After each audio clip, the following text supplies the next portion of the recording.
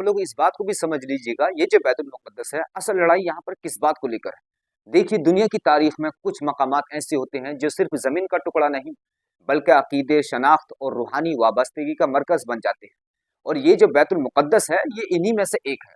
और ये वो सरज़मीन है जो दुनिया के 3 बड़े मज़ाहिब के मानने वालों के लिए मुक़द्दस है। ये वो जगह है जहाँ मुसलमानों का क़िबला अव्वल और ईसाइयों के लिए हज़रत ईसा अलैहिस्सलाम की निस्बतें और यहूदियों के लिए हैकल सुलेमानी की यादें जुड़ी हुई हैं। मगर अगर गहराई में देखा जाए तो ये तनाज़ा सिर्फ ज़मीन या शहर का नहीं, बल्कि ये एक तवील तारीखी, मजहबी और फिक्री कशमकश का नतीजा है, जिसकी जड़ें हज़रत इब्राहीम अलैहिस्सलाम के दौर तक पहुँचती हैं। अब ज़रा गौर करें कि हज़रत इब्राहीम अलैहिस्सलाम की नस्ल से 2 बड़ी शाखें निकली, एक हज़रत इस्माईल अलैहिस्सलाम और दूसरी हज़रत इसहाक अलैहिस्सलाम की।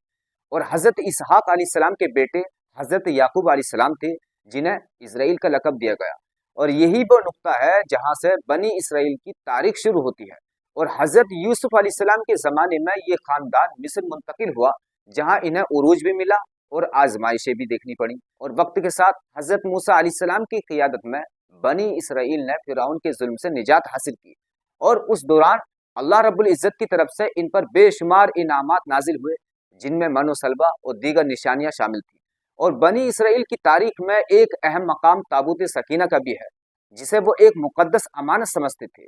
और हज़रत दाऊद अलैहिस्सलाम और बाद में हज़रत सुलेमान अलैहिस्सलाम के दौर में हैकल सुलेमानी की तामीर इसी तक़द्दुस की अलामत बनी। मगर तारीख ने करवट ली और बाबुल के बादशाह बख्त नसर ने इसे तबाह कर दिया। ये वाक़ा बनी इसराइल के लिए एक बड़ा सदमा था, मगर इनकी वापसी और दोबारा तामीर का सिलसिला भी जारी रहा, यहाँ तक कि रूमी दौर में एक बार फिर यरूशलेम तबाही का शिकार हुआ।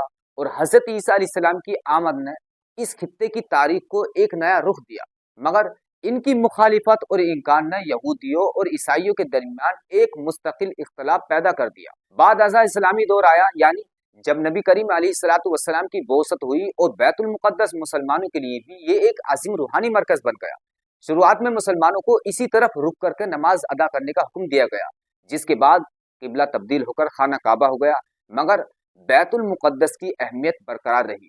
और हज़रत उमर रज़ियल्लाहु अन्हु के दौर में जब यरूशलेम फतह हुआ, तो इस सरजमीन को एक नई रूहानी और अमली हैसियत भी मिली। तो मस्जिद अक्सा की सफाई और तामीर ने इस जगह को मुसलमानों के लिए एक मुस्तकिल मरकज़ बना दिया। बाद में सलीबी जंगों के दौरान ये शहर एक बार फिर ईसाइयों के कब्जे में चला गया, मगर सलाहुद्दीन अय्यूबी ने इसे दोबारा फतह करके इस्लामी दुनिया में एक नई रूह फूंक दी।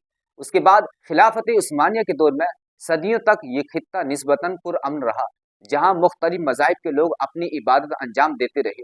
मगर आज के दौर में हालात ने एक नया रुख इख्तियार किया, खुसूसन दूसरी आलमी जंग यानी वर्ल्ड वार 2 के बाद, वो जब होलोकास्ट के नतीजे में लाखों यहूदियों की हलाकत हुई।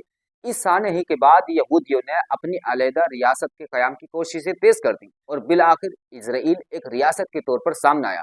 इसके नतीजे में फ़लस्तीन का मसला जन्म लिया, जो आज तक दुनिया के बड़े तनाज़ात में शामिल है। तो इस तमाम तारीखी तसलसल को अगर गौर से देखा जाए तो एक बात वाज़े होती है कि ये तनाज़ा सिर्फ ज़मीनी या सियासी ताकत का नहीं, बल्कि अकायद, शनाख्त और मजहबी तसव्वुरात का भी है। क्योंकि मुख्तलिफ मज़ाहिब अपने अपने अकीदे के मुताबिक इस सरजमीन को मुक़द्दस समझते हैं, और यही अकायद इन्हें एक दूसरे के मुकाबिल ला खड़ा करते हैं। और बाज़ नज़रियात और रिवायात में आखिरी ज़माने में मसीहा, दज्जाल और दीगर अलामात का भी जिक्र मिलता है, जो इस तनाज़े को मज़ीद पेचीदा बना देते हैं। मगर इनमें से बहुत सी बातें ताबीरात और रिवायात पर मबनी हैं, जिन्हें हर मजहब अपने अंदाज में समझता है। हकीकत यह है कि असल जंग सिर्फ हथियारों की नहीं, बल्कि फ़िक्र और ईमान की भी है। एक तरफ सियासी मफादात, ताकत की कशमकश और आलमी ताकतों के खेल हैं, और दूसरी तरफ इंसान का अपना किरदार, इसका ईमान, इसकी अखलाकियात और इसकी सच्चाई से वाबस्तगी। अगर इंसान अपने अंदर इंसाफ, दयानत और सच्चाई पैदा न करे, तो कोई भी मुक़द्दस मकाम उसे बचा नहीं सकता। आज के दौर में सवाल ये नहीं कि कौन किस ज़मीन पर काबिज़ है, बल्कि ये है कि हम अपनी ज़ाती ज़िंदगी में किस हद तक सच्चाई, इंसाफ और अपने अकायद पर कायम है। क्योंकि तारीख बार बार यही सबक देती है कि कौमें सिर्फ ताकत से नहीं, बल्कि अपने उसूलों की मजबूती से जिंदा रहती हैं। और ये बैतुल मुक़द्दस का मसला भी इसी बड़े इम्तहान का हिस्सा है, जहाँ सिर्फ ज़मीन नहीं, बल्कि इंसान के ईमान, इसके किरदार और इसके ज़मीर की आजमाइश हो रही है।